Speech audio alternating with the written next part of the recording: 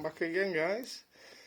Just another little update. I know I'm banging these videos out at the minute, but as I'm getting the bike sorted, I'm just sticking the videos on YouTube for you guys.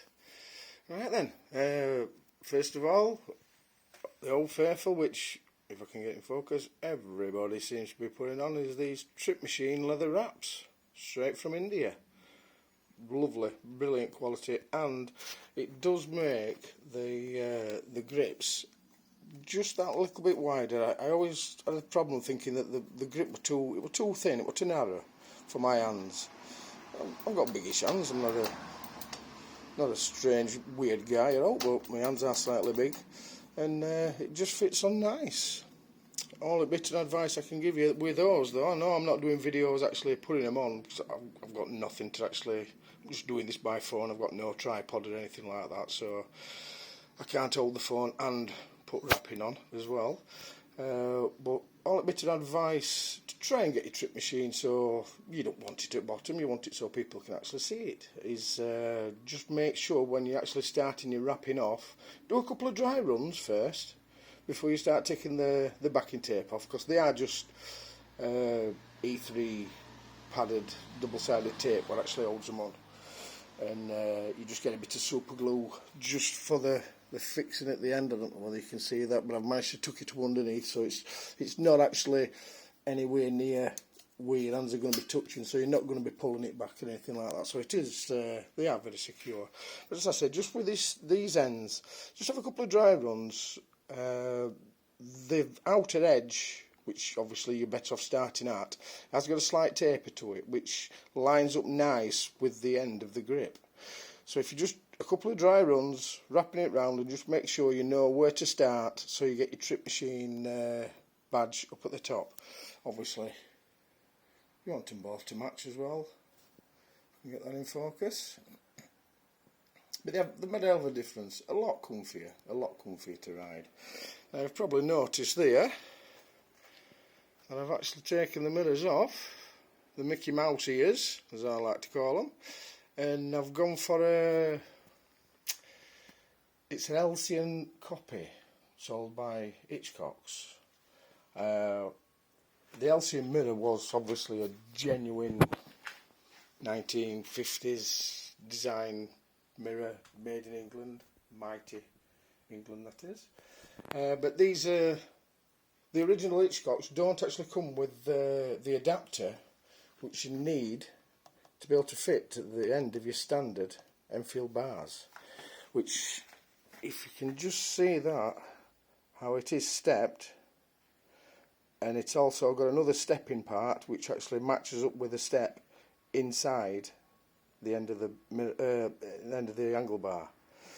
So they all match up nice, tighten up nice, and once you've got it set in whichever position you want, I mean, I've locked mine out, so it's set in that position. Once everything's locked, there's no way that's going. You can put your helmet on it and everything, and it's just going nowhere. Now, you can, by slackening this Allen key off here, have it slightly, not tight, not loose, but you can have it so it's got different positions.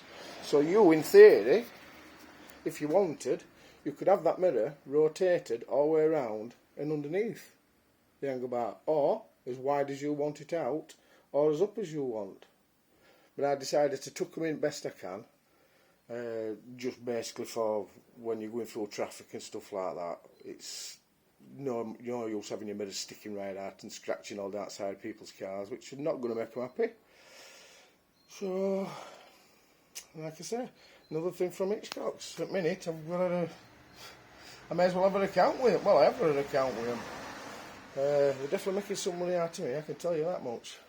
One thing you can see on the seat there, it's just a little angle bar lock off eBay. Cheap as chips. I'm talking cheap as chips. You're looking at maybe £8 or something like that, £10 most. And all the thing it does is just locks your brake lever up. It's just a little, if you just nip into the shop and you just want to park it up outside the shop and just put a little visual deterrent, so some muppet just don't try running off with your bike, and it does the trick. Like I say, it depresses your brake, so there's no way that they're actually pushing the bike off the, well, they could try and push it off stand, but it'll just end up dropping it on the floor. So that's just one of my little security parts. And the other thing that I've got is, now I don't know whether they're going to be available worldwide or whatever, but in mighty England, Oxford is quite a common motorcycle accessory, which this is only a mighty micro disc lock, but it is also alarmed, but I haven't switched it on properly. Let's just see if I can just kickstart it into life. One-handed, of course. All the thing you've got to do here is just match the key with the holes, and you hear that little beep. That means that it is armed. And that's your first warning. If people carry on messing, it gives her another audible warning. And if they still keep messing, now that's deafening to me.